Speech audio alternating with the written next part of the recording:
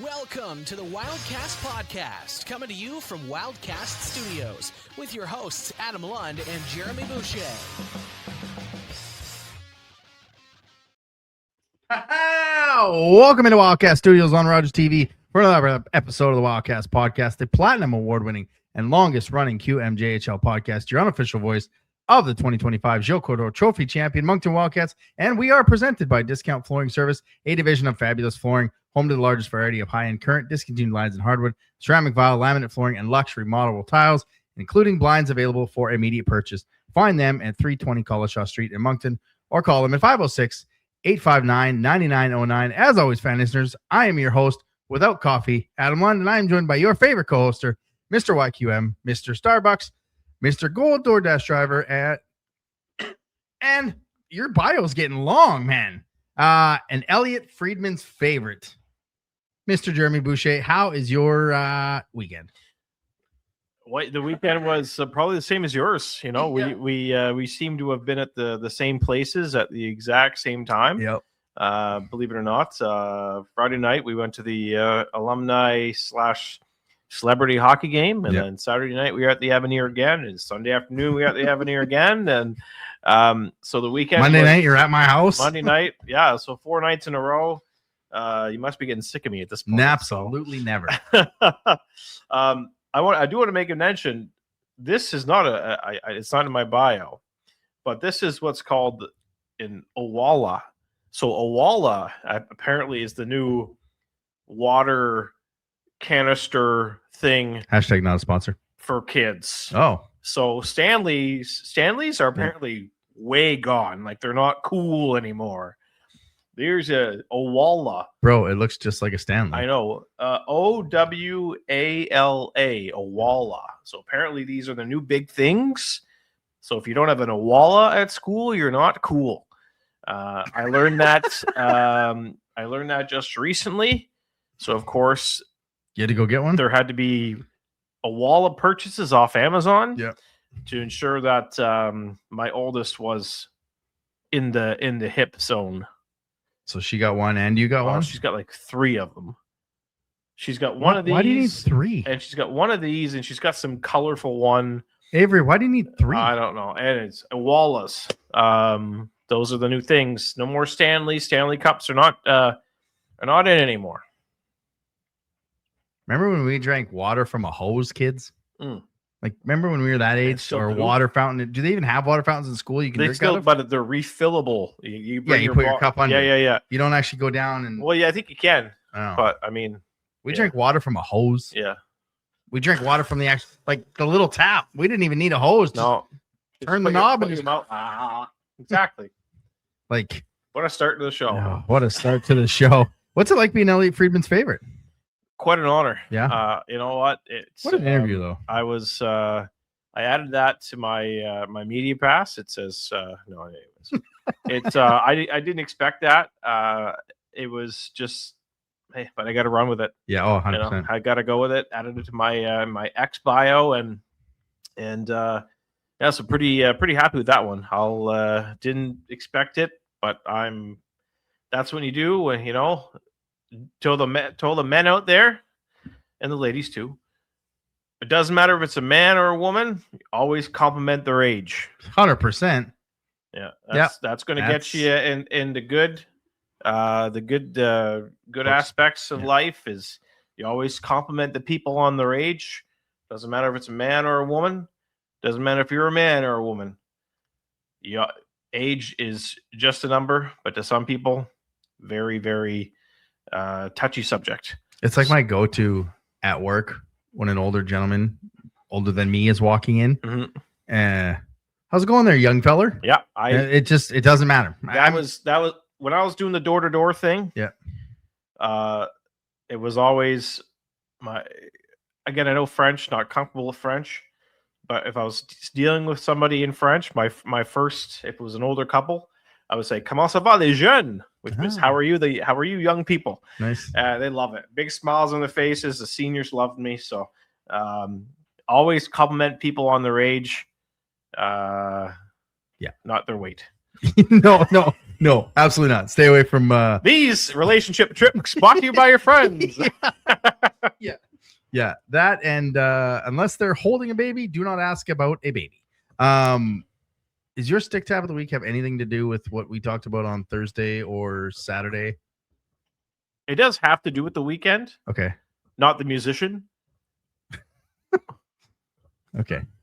But it does have to do with the weekend. Okay, well, I'll save my thing until after. Okay. All right, don't forget, as always, you can follow us on the social medias, Twitter, Moncton Wildcast, Instagram, Wildcast Podcast, TikTok, Wildcast Podcast, and as well here on the YouTube. Don't forget to like and smash that subscribe button. It lets us know you like what we're doing. As well, you don't want to miss any episodes like Thursday. Just a random episode popped up. If you didn't have your bell, you might have missed it. Jeremy, can you be here in 15 minutes? Yeah. Why? No reason. Got a surprise for you. Okay. And as well, you don't miss any podcast post games that are coming down the pipe. All right, we got a quick question. It is presented by, where's my button? It's presented by Waterworks Pools and Spas, providing Atlantic Canadians with custom in-ground pools, spas, service, and supplies since 1986. If you are looking for a new spa service and some maintenance trained by their trained technicians, or getting your pool water from green to clear, visit them at 194 Killam Drive in Moncton, or call them at 506-859-1980. We've talked about the parity in this league quite a bit, and it's been unbelievable so far this season. The deadline's come and gone. Teams are what they are. There's only 3 points separating the top 4 teams in the Western Conference. So how do you rank them coming down the pipe here with the remainder of the season? You've got Drummondville leading right now at 55 points. Blainville, 52. Shawinigan, 52. Rouyn-Noranda, 52. And it kind of drops off at Val-d'Or at 43. It's almost a more, I don't want to say like complete conference, but there's more teams that are kind of battling in that top spot. 3 through 7 right now in the Eastern Conference is pretty tight. But when you look at the Western Conference, how do you kind of handicap this as you move forward into playoff positions? Yeah, well, I think Blainville's starting to find their stride, and expectation is that Spencer Gill will be back here probably in the next month. That's going to make their back end, a lot even better than it already is. So I'm expecting Blainville to overtake Drummondville, finish first in the West. I do think Drummondville will finish second, and then I think it's going to go the way it is. So I think the only 2 changes we'll see is first and second will flip-flop right now, from now until the end of the season. Shawinigan's got a good squad, but I don't think they're, those 1-on-1 matchups against Blainville, I don't think they're going to be one of those 4-point games. I don't think Rouyn's going to be one of those 4-point games either. So I think we'll see Blainville overtake Drummondville. Drummondville will be second, Shawinigan third, Rouyn fourth, Val-d'Or, Sherbrooke, Victoriaville. I think it's the only flip will be probably at first and second. That's how I see things kind of ending up. Yeah, I got the same thing. I'm just looking at the last 10, and Val-d'Or is 6-3. But the problem with Val-d'Or being 6-3 in their last 10 is the Huskies are 5-3, Shawinigan's 7-3. Yeah. Blainville's 4-4, but they also LaSalle's getting back, Gill's getting back. They're kind of getting things going, and then Drummondville's 6-2. So they're gaining ground. The problem is the other teams are gaining ground as well. So I think Drummondville might actually outlast Blainville. I think they can get top spot in the Western Conference. And again, they would face right now they would face Rimouski in the crossover. St. John in the crossover. So St. John wins that trip again. But I think they are so well coached, and they kind of have been putting everything together all year. It's going to come down to goaltending, and if LaSalle plays like we know he can play and how he played last year, I think Blainville's got a really good shot at getting first place. I don't even know how many more times they play each other. Well, I'll say that Drummondville gets the 2 games in Newfoundland this week, I think. So go Drummondville. We'll put that out right now. Yeah. We're not making friends over there. No, we're not. They weren't too happy with us, eh? No, they thought we were SAWFT soft is what they called me. It's crazy. That's that was an interesting take by the folks over on the Rock. But so we got know what it means though? It means they're Drummondville listening. Yeah, exactly. Drummondville and Newfoundland on a back-to-back Thursday and Friday. So, go Drummondville. That's what we want. And Blainville is going to be up with. I think they've got some games against Rouen here. So, I think when push comes to shove, I think Blainville will overtake Drummondville. Mm-hmm. I just think they're too strong. Drummondville's, yeah, sure. I mean, they've got the coaching. They just worked their tails off. I think they're maybe overachieving this season, right? So you might see them drop off, but I don't think they're going to drop off significantly. They'll still lock down that second spot. So the Armada and Drummondville have 2 games against each other left. Well, Blainville's got 1 against Chicoutimi. Oh. They've got us, a couple against the Huskies. So not a bad schedule to end. And again, it was the same as I talked last week when I was thinking of Chicoutimi. I was like, oh, they're going to get a bunch of gifted games against Baie-Comeau. So look out trying to catch them. But they only have 1 game, I think, against Baie-Comeau. But the rest of their division, even though there's no real divisions anymore, isn't anything to be worried about. When you look at Drummondville, yeah, they got Shawinigan, Rouen, obviously 2 against the Armada. And I don't think we play them again, do we? Yeah, we don't play Drummondville again. Really? Huh. Exciting. So I think the Western Conference is going to come down to, I think more than the East, it's going to come down to that last couple weeks of battling for playoff position. Again, it's 1 through 8 to start the playoffs in round 1, and then it turns into 1 through 16 in full overall, which if you're just going to do it, just do it from the start. Yeah. That's how I feel. Do you see any of those teams making it the 5 through 8? Val-d'Or, Sherbrooke, Victoria, do you see any of them kind of making a small run to flip-flop? I think Val-d'Or can. Yeah. Yeah. I think the season Veillou's having and the experience with Max Corsall there, I think they'll probably get that. I think they can get to 4. I think they can. I don't know if they'll track down Rouen. I mean, they're obviously going to be playing against them a lot, so it is. Yeah. I mean, it's possible. But I think they'll probably end up getting. It's either going to be Rouen or Shawinigan in round 1, and I think that's if there's a team that pulls off. I mean, a 4-5 isn't really an upset. Mm-hmm. But I do think they can probably get past that first round. They have a nice favorable schedule though. Yeah, Val-d'Or. They've got they got Chicoutimi next up on Friday, and then they got 2 against Baie-Comeau, and then 2 against Rimouski, and then Gatineau, and then Gatineau. So they got a pretty good opportunity on paper to run that 6-0 to get right back into that.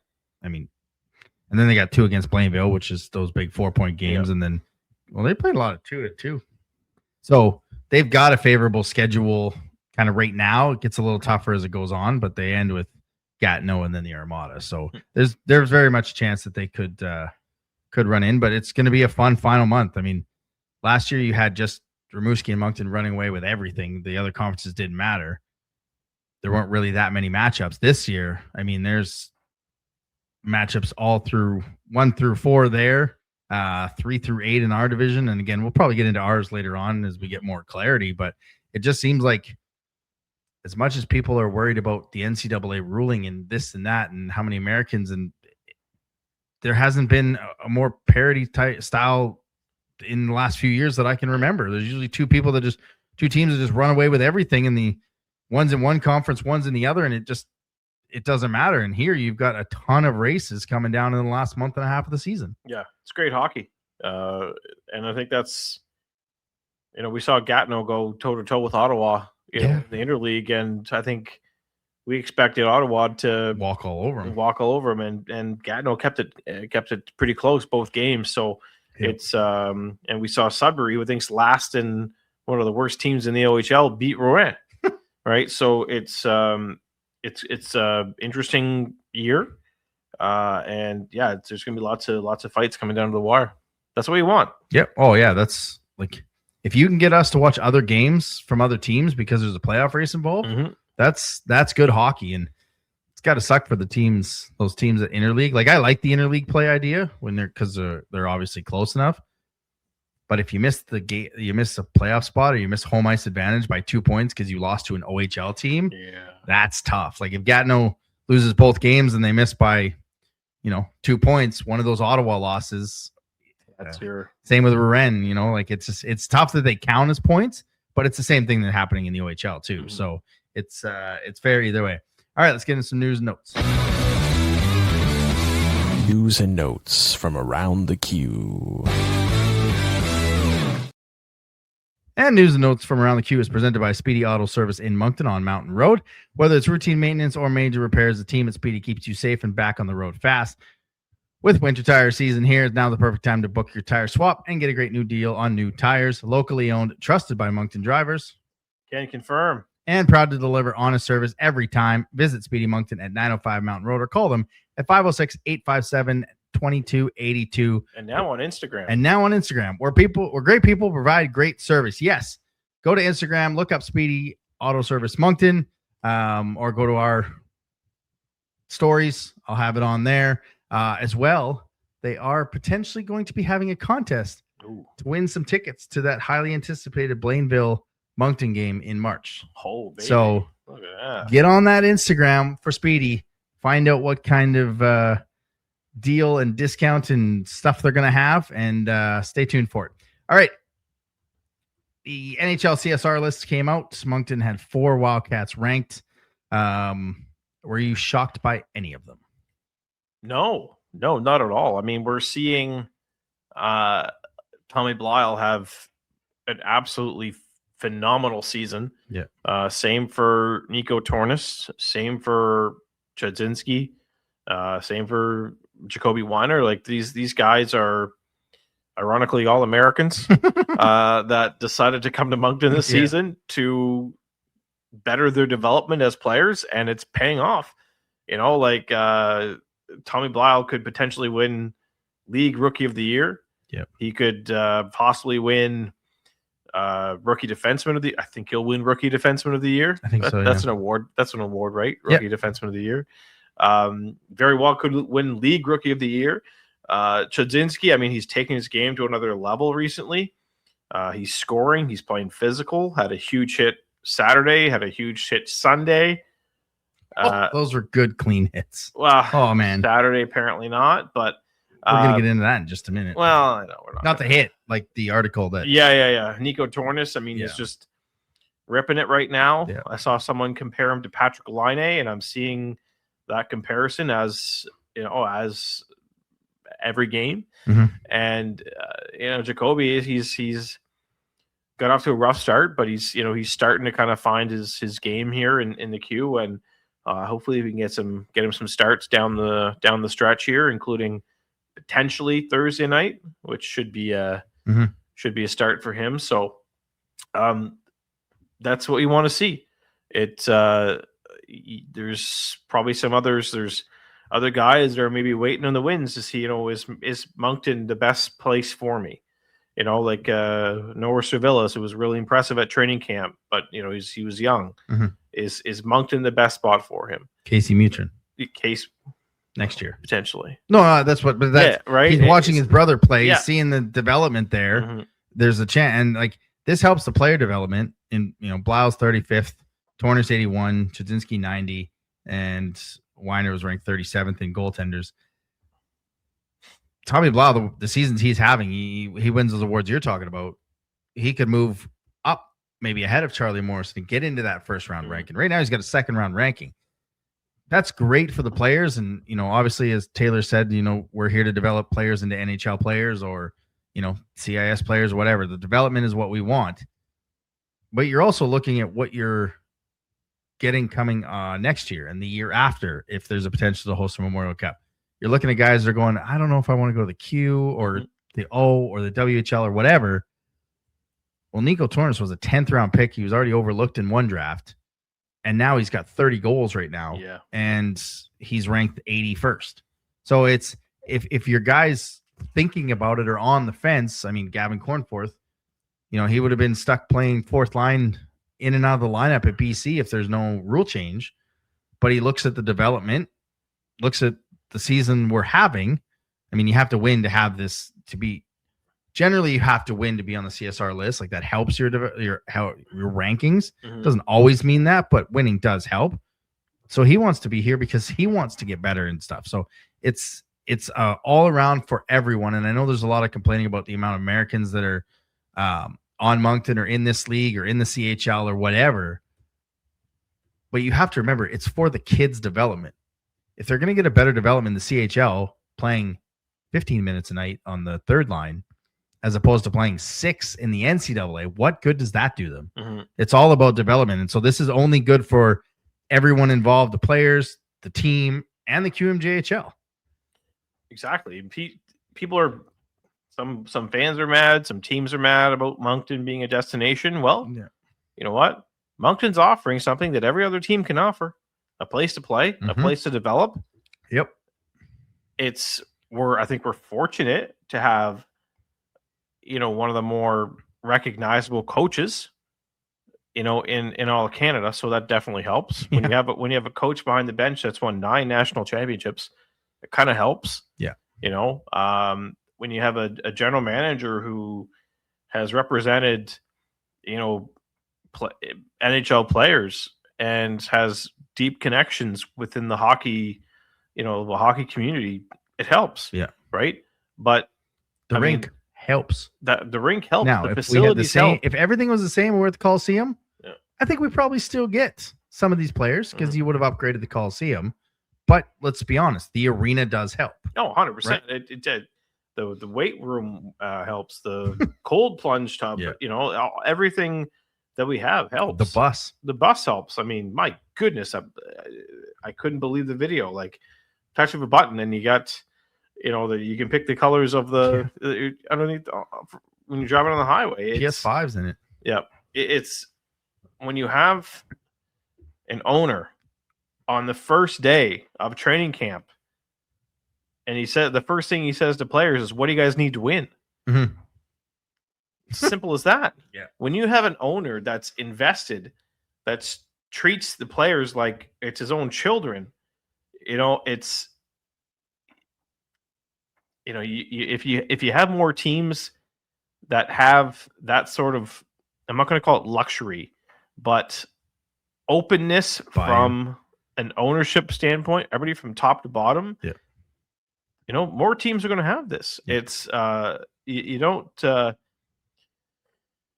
Sure, it might be costly for some organizations, but it's you can make the small things can make a big difference. Mhm. And you know what? If we saw an American goalie go to Baie-Comeau, so that speaks to what we're able to do. Talk about Chicoutimi. They've got Richie Thibault, who's got, again, tons of connections. It's all about who you know. Yeah. And if some teams are upset at Moncton, maybe they should look in the mirror and start to wonder, what is my team not doing that Moncton is doing? Mhm. Right? It's not a Moncton thing. Sure, we have a beautiful city, we have a beautiful rink, we Yeah. have a, it's all that, but look in the mirror. It's you all these teams can have the same things if the investments are made in the players. And you're seeing it in Drummondville. Yeah. They're going to redo their arena. You saw it in Halifax with their video redoing their dressing room. The Simons are putting money into Cape Breton. Mm-hmm. Like, you're seeing it come everywhere. And that's just, like I said, if everything were the same and we were in the Coliseum, they probably would have read it. Like, I did ask if there was but when I first moved here, like, were they going to renovate it as opposed to build a new one? I would imagine they were going to renovate it at some point. So even if you renovate it and take some of that other space to build a brand new dressing room and a brand new weight room and a brand new this and a brand new that, Mm-hmm.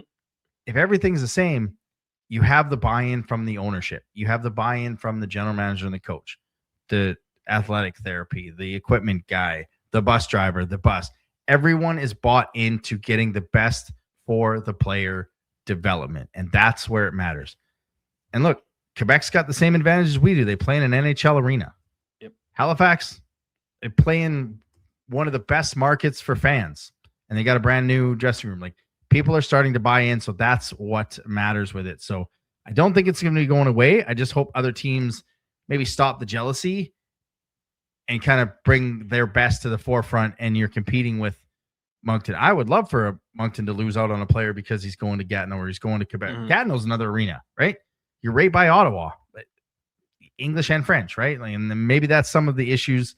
Maybe that's some of the advantage that Moncton has, English and French. But it's just, I'd love for Moncton to lose out on a type of player because he went to another Quebec market, because it makes the league better. Mm-hmm. Look at the league. Look at the parity. It's making the league better, and that's all we can ask for. Tommy Blau was named Prospect of the Week last week. I mean, not much more you can say about him. He currently ranks first when it was announced in defenseman points at 47. He's now got 48 assists. He's got 41. Plus minus took a bit of a hit, but he's still tied for first in plus minus. Yeah, so it was a rough weekend. Rough weekend for him. All right. Leland Set had an article in Le Soleil. And when you translate it, should the QMJHL review its anti-bag rules? I think it was anti-fighting. Translation is not quite there. Some of the parts of the article, it had Leland Set wrote it. Matthew Fashon was part of it. They had Simone Gagne from Quebec. They had agent Eric Lupin kind of weigh in on some of this stuff and some of the hits from it. Should we have a cap on 16-year-olds like we do 20s? So you have to have 2 16-year-olds on your roster like we have 3 20s. The only ones that don't have 16-year-olds are Shikutami and us. Should we have a cap on the number of games these 16-year-olds can play? Like only 10 games just to get, like, when you call them up, they have to play 10 games. You know what I mean? And then the fighting rule. Should we abolish it like the OHL and WHL? Because they're not following suit like they thought they would. I don't know if you read the article. The cap on the 16s, yeah, that's great. But what's better that we just talked about in development? A 16-year-old playing fourth line minutes and playing 3 minutes a night. Like, you saw Gardner's fourth line role last year. Yeah. If you were a 16-year-old, you weren't playing a whole lot. Nikash was not playing a whole lot this year. And that's not a shot at Gardner. It's just the cycle we're in and what we're doing and how we're building it. Again, if there's no NCAA, and I think that's what a lot of people have to come to terms with, is it's a different league now. It's not you're going to win a championship and you're going to get a whole bunch of young guys and they're going to grow together. You're going to get a championship. You're going to try and bring as many as you come back. And there's new players that are coming. So while I think there should be some younger guys in the league, and I understand that if they're ready, sometimes playing 4 minutes a night doesn't help your development for next year, as opposed to playing top line minutes in U18. And Gagne, I think he had it somewhere in here that, or maybe it was Lupin, that when they're with the team, they're used to the league, they're used to the speed, they're used to that. Yes. But being used to practice speed and being used to being around the league and the circuit, they can get that at 17 when they've already had a better development at 16. And a lot of the Quebec teams are really good. So it's like the cap for like 10 games, at least that's how I took it, is if you call up a 16-year-old, he has to play a certain amount of games or get in the lineup for a certain amount of games. Sure. I mean, they come up as black aces at the end of the year, but and then the fighting one. And I know I sent it to you. My favorite part of the whole article. Where was it? And this is translated. I understand there's nothing pleasant about watching 2 17-year-olds hitting each other in the face. However, we are in a sport where the best level accepts the fight. There's a balance to be found. Yes, we get teased, but not from there to say that the league is soft. Cool. Nobody wants to watch a 16-year-old punch a 17-year-old in the face, or vice versa. If sometimes fights happen, it is what it is. But you know what happens in those fights? Those kids agree to punch each other in the face. You know what happened to Schaefer? He didn't agree to get blindsided, as the call was, by Chudzinski. Guys don't get agreed to get their head smashed into the boards from behind which is more unsafe. So I think if we're going to be on the fighting thing, we have to be on the stiffer penalties on hit from behind. Done. Gone. Like, I think it's a CHL thing too. Like, if the OHL and the WHL aren't doing it, the Q shouldn't be. Like, I can't even remember. D. McKenzie needs to just come in and try to put these leagues together. So there's every set of rules. Like the OHL and the Q, when they played in Ottawa, it was OHL rules. When they played in Gatineau, it was Q rules. Like, just either a standard set of rules for everyone. You know? Yeah, the whole fighting thing is, I mean, I'm not even, I don't care about it. No. Like, it's people are just so gung ho about it. They're like, oh, we need fighting in hockey. Well, it really takes nothing away from the game, right? Yeah. Like, if you're paying $25 to go watch players fight, maybe you should subscribe to the UFC network. You know, like, can I get in your time machine to go back and watch hockey from 1996, 97? You know, it's a different, it's just a different thing. I don't, the whole rule is, I could care less what the fighting rule is. No. It's, I think the penalties are fine as it is. Like, you can still fight. Yeah. Just, you're gone for the game, which is what the rule should be. If you get an elbow to the head, if you get drilled into the glass, like, you want to protect players. That's where you need to protect them, is the stuff they can't see coming and they don't sign up for. Yeah. It's just too many people with different opinions on it. And I'm sure it's never going to, I doubt fighting will ever come back. No. Who came down with the rule anyway? Wasn't it the Quebec government that said? The Quebec government, who's no longer there. And that's, I think, why people are starting to ask that question. Because that government's not there. It's been 6 years since the COVID payments for no fighting. Yeah. So we're not a political podcast, so we're not going to get into Quebec politics, because I couldn't even tell you what's going on with Quebec politics. But all right, I'll delete that from the show. If there's a new Quebec government and they decide to bring back fighting in the queue, so be it. Yeah.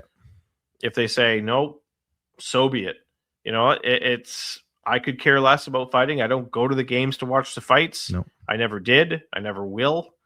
I go there for the entertainment.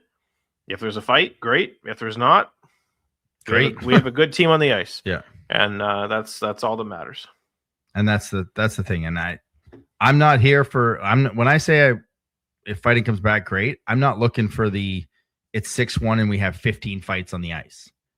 But if there's a guy that takes a hit that's questionable, guys will stand up. You'll see Gabe stand up for his teammates. Mm-hmm. And that's all that you need. I don't think we'll go to it's 3-0. You need to challenge for a fight style hockey, and that's fine. But my biggest thing is protect the players in all aspects of the game. And I think the CHL as an umbrella needs to kind of figure out what they want to do with all of this, because it was no fighting in the queue. We want the OHL and the WHL to follow suit. They didn't, because Alberta's all like, we ain't going to do that. So figure it out. That's what we're getting at. But it's good. It's a good article. If you want to go read it, go on Le Soleil or go find La Lancette on Twitter and translate it if you need to, or if you're smarter than me, you don't need to translate it. All right. QMJHL Team of the Week. Ivan Rybakin from the Islanders, 2 goals, 6 assists in 3 games. Bit of a decent debut for him. Nathan Leake from the Islanders, 5 goals, 1 assist. Vincent Desjardins from the Armada, 2 goals and 3 assists in 2 games. Jordan Tournier from Chicoutimi in the Maritime Road Trip, 3 games. He had 2 goals and 2 assists. And Jan Golich from the Armada, 1 goal and 2 assists in 2 games. And Connor Towell from the Eagles, 1-0 with a 100 save percentage and 1 shutout. Your player of the week with a pretty sweet debut, Ivan Rybakin. Like I said, 8 points in 3 games. Pretty decent debut, and you can see why Luke wanted him as his Christmas gift on our trade deadline show. He so far has been a factor in the good way for the Islanders. All right, everyone's second favorite part of the show. It's now time for the one and only Boucher's Team of the Week. Thank you very much. As you can see, I'm wearing my Blue Jays hoodie because the Chucks are heading down to spring training. No, So we're already there. We're almost there. Yeah. We're almost there. Wild. All right. So team of the week, I've got we're playing shorthanded here. Whatever. Our D took a penalty. So oh no. But I'm going to start as well with Ilya Ryback, I think as you call them. Ryapkin. Feed me more. Yeah, I mean, I like you said, he's already a game changer. Yeah. For the Islanders. So I think this is a guy you might want to keep an eye on next time he comes to the Avenir Center. I mean, 2 goals and 6 assists in his first 3 games is pretty. You're pretty good. That's a good start. Yeah. Always a Wildcat. Nico Tornis, obviously 2 goals Saturday, 2 goals Sunday, including that OT winner. His 7th multi-goal game of the season. And then my third and final forward is Marek Danishek from Vancouver. The Vancouver Giants. The Newfoundland Regiment. Wow. Couldn't get more opposite. Where did Vancouver come from? Same color scheme? The arse is right out of her. Yeah. I'm not 6 goals in 3 games. I'm not sure, but that OT winner against St. John. Yeah. I'm not sure if it was this past week or not, but that's your goal of the week. Yeah, that's your goal of the year. Yeah. To flip the puck up and get around a defenseman that's impressive. That's skilled. That's another player who's, I'm not sure if he's on the central scouting rankings or not for the NHL, but a team will definitely take a flyer on him. Because when you have speed and skill like that, I mean, look, it's just he's having a breakout year, and he's probably even going to have a better year next year. Yeah. So if I'm an NHL team, that's a guy I take in the 6th or 7th round. Back end Jordan Turingi. I hate to do this, but he had a pretty good road trip with Scudemy, 4 points on their Maritime Road swing. As I said, my other defenseman's currently sitting in the penalty box, but in goal, and I've said it before and I'll say it again, Adam, this is my team of the week, so I can choose whoever I want. I make the rules. Yep. Wildcats goalie coach Antoine Samuel.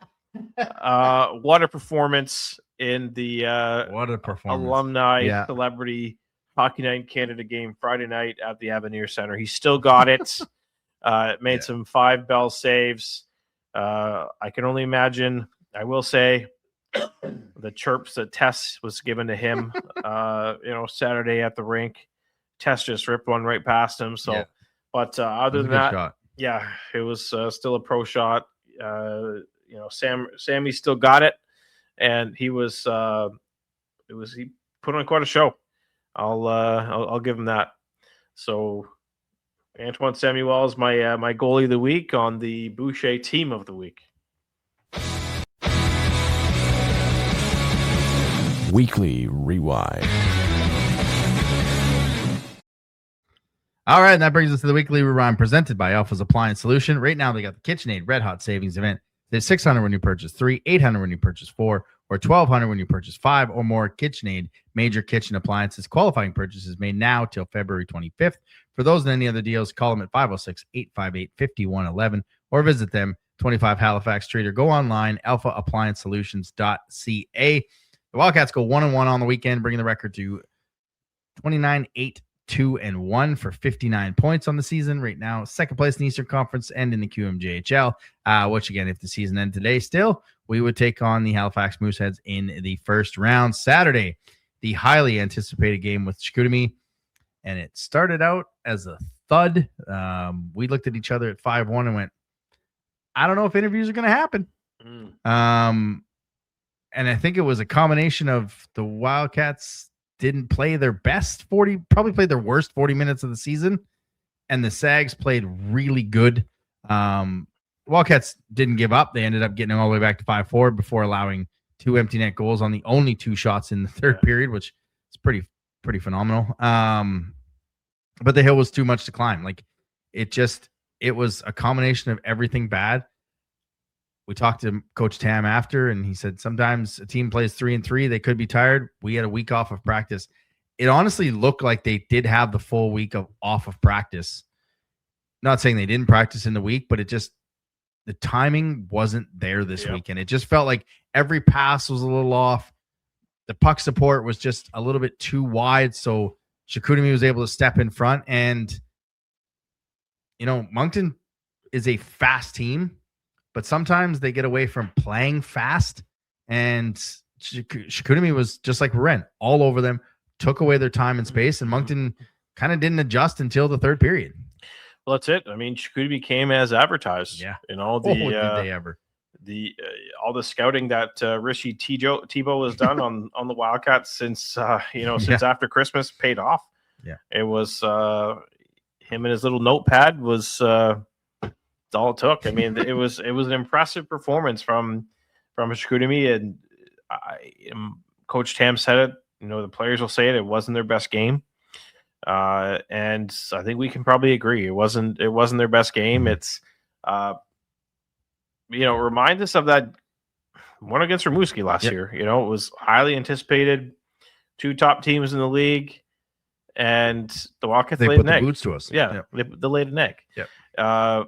It was it just had that same feel to it, and it was tough. It was a tough game to overcome. It was they found their legs in the third period, but too little, too late. Mm-hmm.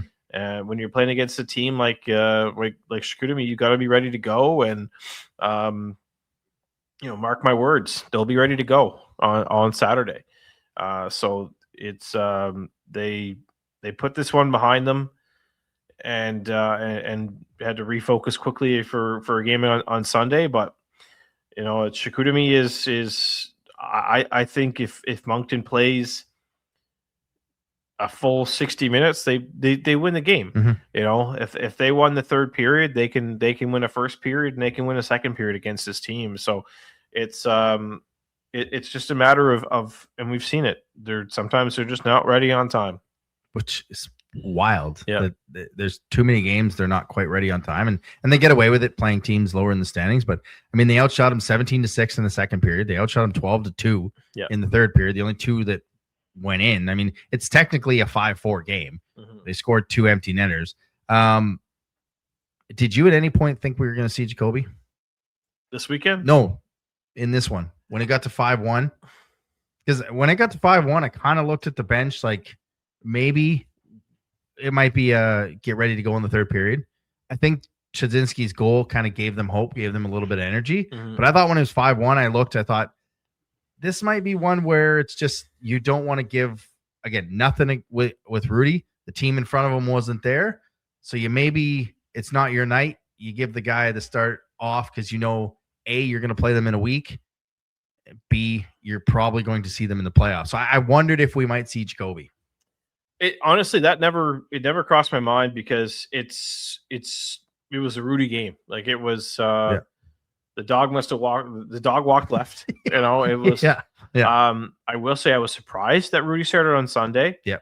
I thought maybe that would be a Jacoby game, but at the same time, he's probably starting on Thursday against Baie-Comeau. So that would give him back-to-back starts. So I can kind of see it both ways. I'm assuming the dog's going to walk right on Thursday night in Baie-Comeau, but that's to be determined. But it's I think Hockey Canada, Day in Canada, played into this a little bit. Like there's a lot of distraction. There was this weekend. There was a lot of distractions. No excuses, but there was a bit. Yeah, it's Rule 76. No excuses. Play like a champion. There were a lot of distractions. Yeah. A lot more media this week than these players are probably used to doing during the course of a week. That probably messed up their schedules. That's practice at 11 o'clock. Well, no, okay, you're going to be doing a sit down with Sportsnet, and then you're doing your practice and all this other stuff. So, I like that they're going on the road to kind of get away from home and getting a feel for that bus, get some butt imprint on that on that bus. But no, it was a tough one Saturday night because those fans. Some fans were there for the hype of the game. Yeah. Some were there for the Hockey Day in Canada festivities. Hockey Day in Canada. I was hoping we'd give the fans something to cheer about. Unfortunately, it didn't happen. But we saw it last year. Like, I'll bring it back the Rimouski game. Mm-hmm. They didn't play a bad game again the rest of the way. So one more loss this entire season. You mentioned this before we started recording, but one more loss in the regular season this year will match last year's record, which is crazy. Yeah. Do I think we're going to lose more than one game in the second half? Yeah, I do. But from what they've been able to put together so far, it's a pretty good accomplishment. So, to lose a game against the top team in Canada, it's not I'm not calling it a big deal. I mean, no. I know the players kind of wanted it, but they got a chance to redeem themselves here on this upcoming Saturday, and I think they do.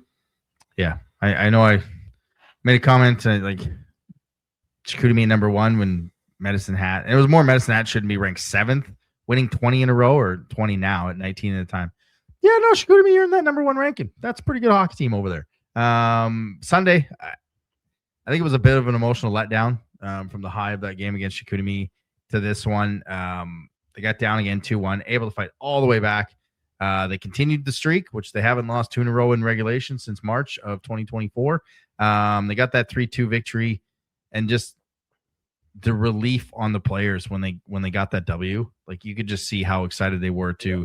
They wanted that one. They didn't want to go 0-2 on a majorly hyped weekend and lots of fans and all that. So it was good to see them get that. And they're 5-1 against Cape Breton this year, but it doesn't feel like 5-1. Every single game has been close. That's a team coming off a road trip. So you kind of were hoping that Moncton would take the, I love that commercials start on the Q website, no matter what. Like, just, if I want the volume, I'll pick it. And you people aren't hearing that, so I sound like I'm crazy, but it happened on my laptop. You were kind of hoping the combination of the Wildcats being really pissed off and the Eagles just wanting to get home after 4, it would be a little bit more lopsided Moncton way. They outshot them 15-1 in the third period. I didn't even realize they outshot them 15-1. Like, they gave up 3 shots. They gave up 1 shot in the third period with a goaltender in the net in 2 games. Yeah. Can we play like that every game? Yeah. Right? Like, put the third period, bottle it up into the 60 minutes. Like, play your third periods in the first period and then in the second period, and then also play that way in the third period. Like, if you play, like, let's put it this way. If you play every period the way that you did against Chicoutimi, we're winning another championship. Yes. Right? It's put it all together. Yeah. Get a nice mixed bag and put it all together. If you can hold a team to less than 5 shots a period, we're winning another title. Yep. Right? Like, I have that much confidence in Rudy Guimont that he can stop 5 pucks a period. Yeah, like, I have that much confidence. Yeah. It's just put it all together. We're not going to complain. We're just here to provide a little entertainment, a little comic relief to the show here. Yeah. Put it all together into a nice big ball. Okay, roll it up and play like that for 60 minutes every single game, and we're going to be raising another banner. Like, I'll call it. Yeah. I'll call it. If you play like that every period for the rest of the season, like you did against Chicoutimi in the third period, or like you did against Cape Breton in the third period, yeah, we're going to Cologne. Yeah. Heard it here first. That's all we ask for. Yeah. Special teams, I mean, they went 2 for 3 against Cape Breton. They went 4 for 4 on the power play or on the penalty kill against Cape Breton. That's what you want to see. Like, if this power play is clicking, they're going to make some noise. And, the PK was very good. And it speaks to the depth of this team that Lounsbury is on the fourth line. Mhm. And, GRP was up on the first line with Mercier on the fourth line last night. It seemed in this one they were kind of maybe moving some pieces around. There's different D partners for most of the second half of the Cape Breton game, and they're just trying to find some chemistry. And they got chemistry with Nico and Binkley and now I'm drawing a blank on who he was playing with. Oh, Teddy Mutrin. Mm-hmm. And so you're just trying to find it, and it's coming together. And if they can play periods like they played those third periods, like Jeremy said, it's going to be a fun second half. As this episode is titled Back to the Grind, they get back on the road trip. Baie-Comeau on Thursday, Chicoutimi on Saturday, Quebec on Sunday. We were on with Pat in the Eagles game, and he asked me about another long playoff run. And I think you have to, and I said, you got to manage Rudy's minutes. Right now he's third in the league in minutes, behind Donald Hickey and Samuel Milosh. These are the games I think he needs to play. He needs to play against Baie-Comeau. Mm-hmm. Rudy gets Chicoutimi. I wouldn't even be surprised if Jacoby, or I guess Jacoby, plays against Quebec too. Like, these are the type of games. Got 5 games left, and only Chicoutimi is a top 10. They're the top team, but top 5 team. Baie-Comeau, Quebec, St. John, Baie-Comeau. This is the time to maybe give Rudy some time off.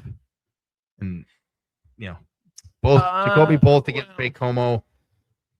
We got to try and manage the minutes, I feel, with him. And, we bank on a long playoff run, so you got to try and find those moments. And like I said, sure, but Rudy's from Quebec, right? So right. That's going to be playing into it, where I'm totally in favor of Jack getting a start. I'm just going to call him Jack from now. Jack works. Jack, yeah. Call him Jack. All right, there you go. If he doesn't start Thursday, I will probably flip my lid next week when we come on to talk about on the show. Yeah. If there is a game for him to start, it is Thursday. Yeah. And then with Rudy being, obviously he's going to get Chicoutimi. He wants that bounce back game. Yeah. And I think, if you give him back to back, you can come back with. Look at our schedule the following week. Yeah, Newfoundland, St. John and Baie-Comeau, and then Newfoundland. So that's what I'm saying. Like, there's a pocket here to get Jack some starts. And I think if you can probably throw him in for, I wouldn't say that St. John game, but you can give him Baie-Comeau this week. You can give him Baie-Comeau next week. Yep. And that gives Rudy kind of that day off where it's Rudy on St. John, Jack on Baie-Comeau, Rudy Newfoundland. Yeah. Right? It's then you go back the week after, Jack against St. John, Rudy against Charlottetown on the road. I think at this point, we just figured out the goaltending rotation. Perfect. I think if you can get Jack one start a week now, from here until the end of the season, I think that's going to really take some of the workload off Rudy. Mm-hmm. And I think the schedule kind of fits. Yep. I mean, there's that Newfoundland. We'll have St. John on the road. We'll have Charlottetown on the road, and we'll have a week off, and then we'll go to Halifax. Like, there's especially the 3s and 4s, like the week off. Whatever. Yeah, there's 3s and 4s. There's weeks off. There's time for Jack to get starts. There's also time for Rudy to get rest. So I think we can play this spectacularly, where I think get Jack at least one start a week for the rest of the season, which I think will be huge for Rudy when it comes to playoff time. And I think too, when you get into March, and we're not going to get way ahead, but I think once you get into the playoffs and you kind of maybe manage the minutes around, we're not going for record this year, I don't think.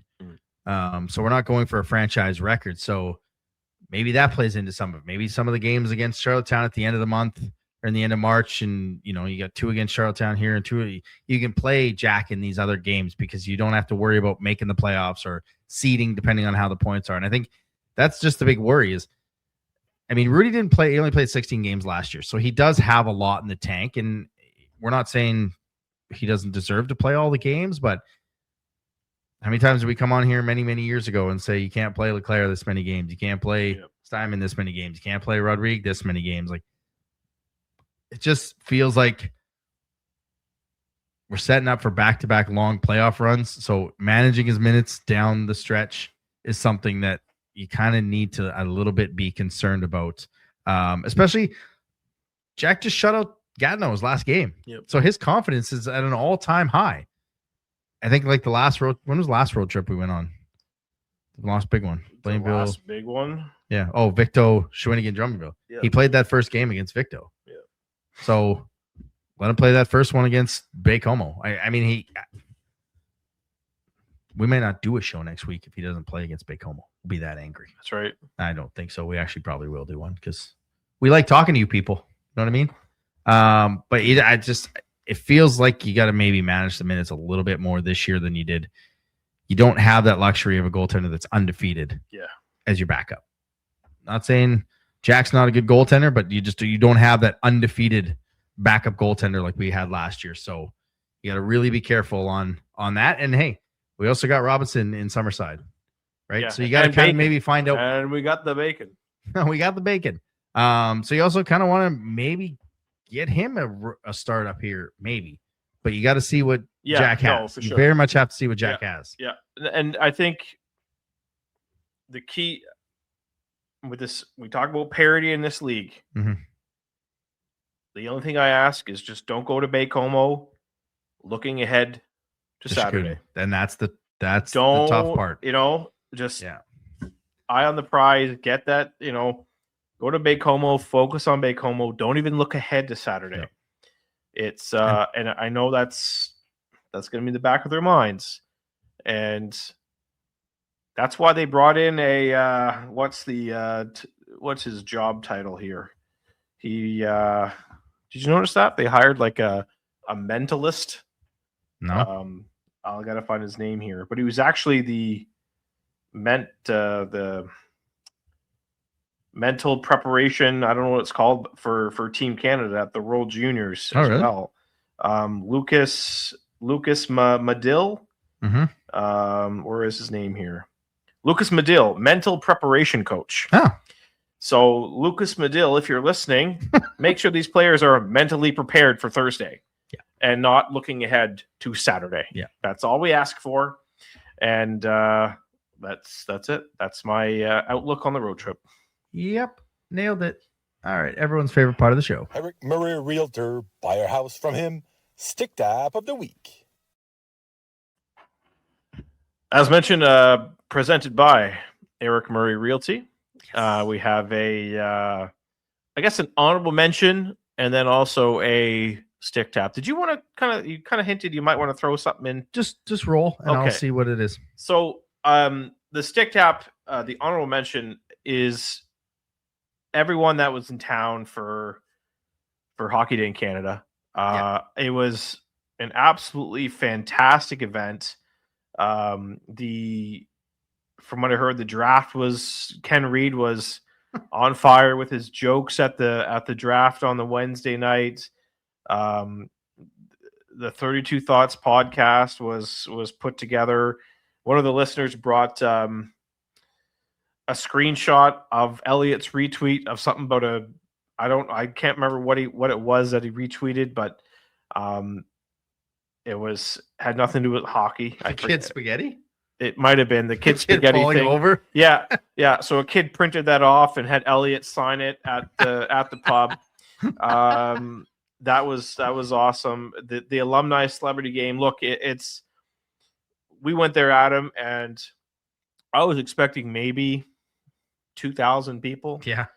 But there was maybe 5,000 people. Like Moncton came out for that game and it was awesome. It was, it just it was a lot of fun. When you get Ron McLean gets a penalty for talking too much. Yeah. That makes it fun. The crowd gets into it. Jenner skating too slow. Jenner skating too slow. Taylor McDougall. That hooking penalty, buddy. You gotta back check.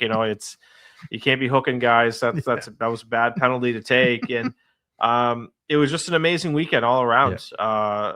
I got to shout out to Elliot Friedman for really being a man of his word. Saying I'm going to message Scott Oak and make sure these questions are asked with Connor Garland, and look, they were all answered. That was it. What's it like to be a big deal? Well, look, and get your tweet on there about Connor Garland's number 8 being retired, which it should be. I'm just saying. Shadow Wolf, our listener, yeah, he messaged me on Instagram. He's like, "There's an Olympic break. Garland's not part of the Olympic break. I know it's going to be quick to put it together, and you probably don't have to get the banner, so it'll take a while. But if there was ever a time to do it in your 30th year, that's the time to do it. Like, yeah. I know it's probably you're not going to get a banner made in 2 weeks, but that's the perfect time to do it. So shout out to him for thinking of the Olympic break, because I kind of forgot about that. But I wrote the article 6 years ago that number should go up. Yeah, it's time. So shout out to you to being that famous. Yeah. You got your tweet on there. It's not even me. You want to talk about getting famous? The Homestead Restaurant. It's I just happened to post him talking about it in the Ask Review Facebook page, and it has 873 likes, 93 shares. The Homestead shared it. It's got 210. So it was just that's a $1 million marketing. Right there, being able to talk about a small restaurant like the Homestead in Riverview and have it be heard by thousands and thousands and maybe millions of people for all we know. So probably not people in Moncton at 2 a.m. Yeah. Well, everybody the other way probably heard it. And hey, if they come out here and they are Garland fans and they see it, they'll be like, hey, and it's can't recommend it enough. Fantastic place. Been there. Yeah. So awesome. We take our family when they come out here. Meals are nothing beats a home cooked meal. Yeah. Just an all around great weekend. It's always nice to have kind of the spotlight on Moncton and the Avenir Center, and hopefully the next time it happens is in 2028 with the Memorial Cup. So Mr. Irving, RJ, Taylor, if you're listening, we would love to have a bid in. We would love to bid on that. You know what? I know that one of the questions was that Gardner was asked about on the 32 Thoughts podcast was, has the NHL ever contacted you? And he said, well, and Elliot immediately said, well, that's a yes. But he made a hint that they were talking about Rick Bonus and how he's from Moncton and got hired by the Columbus Blue Jackets at 70 years old to coach in the NHL. And I think they were trying to hint at, asking Gardner if he would ever be interested in an NHL job. And Gardner's response was, Mr. Irving, where's my extension? So, that it kind of tells you that, Gardner's in this for the long run. Yeah. And, what I think, you look at 2028, some of the guys we're going to potentially have on that squad, some of the guys in our system right now, if a certain, never mind, I'm not going to say that. I'm not going to even say that. But good squad. And we got some pieces available. We got pieces. We have guys that are still going to be of age. We have some guys that might be able to push back their NCAA commitments if we can maybe make a host run here in 2028. So, we're getting back to the stick tap. That was the honorable one. That was just your honorable one. Yeah, the actual stick tap is, I will say, Saturday I was fortunate enough to win a Facebook contest because I win everything. I won dinner for 4 at Vito's and 4 tickets to the game, which I happily passed on to my wife and my sister and my daughter and my son. So he went to his first hockey game. he really enjoyed the lights. Yeah. But I got to talk about Vito's because I've only been there once. I was, it's surprisingly I've only been there once, and I love Italian food. I love lasagna. I love pizza, and I think I have only ordered their takeout. I've never actually been to the restaurant. I've only ever had their pizza. Yeah. First of all, if they ever have this contest on their Facebook page, I highly recommend you go for it. As long as he doesn't. Well, look, I'm not going to try for this again. Okay, that's nice of you. When they say dinner for 4, it's 40. An appetizer, it's an entree, and it's a dessert for all 4 people. So I was like, okay, and I saw the appetizers. Okay, bruschetta, no, that would fill me up. Fries, that would fill me up. Chicken wings, that would fill me up. I played it safe, and I got fried mushrooms. Okay, went a little healthy. I was expecting, maybe 5 or 6, 5 or 6 mushrooms. I swear to F, there was 30 mushrooms in this bowl. And I'm like, are you serious? This is an appetizer? I'm trying to find the picture here that I took, but this was a mountain of mushrooms. And I just could not believe the portion size. I'm trying to find this picture here. Oh my goodness, where is it? I know I took one. Anyways, portions are unbelievable. Pricing is unbelievable. It's I know there's on Trinity Drive, there's a Italian restaurant chain. I'm not going to name the name, just if you're from Moncton, you know what I'm talking about. I will go as far as saying that the Vito's is a lot better than this place on Trinity Drive. The pricing is better, the portion size is bigger, and they're locally owned. So I'll tell you that. If you have an opportunity, JR. Yeah, JR hypes him up too. So I don't know if that's part of his job or not, but here's my picture. That's a mountain of mushrooms. I don't know if you can see that there picture, but that is a mountain of fried mushrooms. And you think I finished them? No. But look, Vito's is where it's at. It's locally owned. I know they're a major sponsor of our team, so you're kind of double dipping. You're a fan of the Wildcats, you're a fan of Vito's. So that's I was impressed. I was blown away by the portion size, the prices, and this contest. I mean, you bring 4 people to a restaurant right now, and everybody gets an appetizer, everybody gets an entree, everybody gets a dessert. You're looking at $200, $250.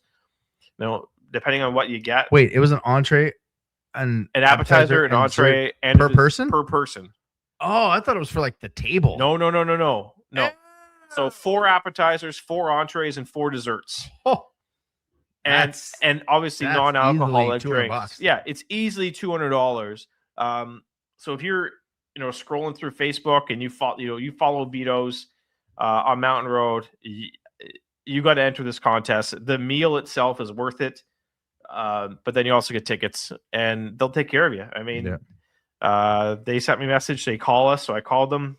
They take your reservations right there over the phone.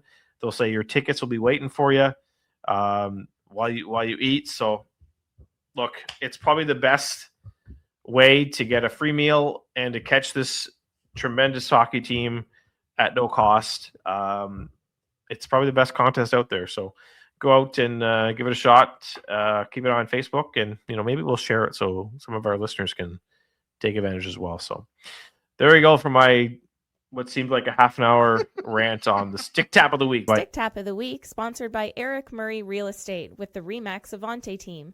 If you're looking to buy or sell a home in the greater Moncton or surrounding area, make sure to check him out on social media or give him a call at 506-863-8802. And that brings us to the Wildcast Wildcat of the Week, presented by Rosemary, Lynns Massage and Spa. Right now, they got the teeth whitening available for $85. You also get 3 15-minute sessions in that service price. You can add another $15 for 50 minutes for only $20.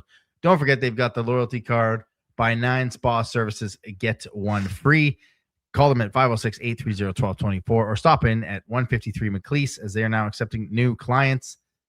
Well, he's top 5. He's tied for top 5 in goals in the league as he notched his 30th in the overtime winner against Cape Breton. 4 goals on the week, 2 per game. Kind of got us back into it against Chicoutimi. Scored the overtime winner with a snipe top shelf. Not too shabby for a 10th round pick. Your Wildcat of the week is number 86, Nico Tornes. Torpedo. Tornes Torpedo. All right, man, that'll do it for the show. That was fun. That was exciting. The Wildcats are on the road all weekend, so I think I might get back to doing some post games on Instagram. It's been a while since I've done one of those, so stay tuned for that on the Instagram. Tomorrow in Baie-Comeau, Saturday in Chicoutimi, and Sunday in Quebec. For Jeremy, I'm Adam. Thanks for listening to another episode of the Wildcast podcast. Follow us on social media at Moncton Wildcast.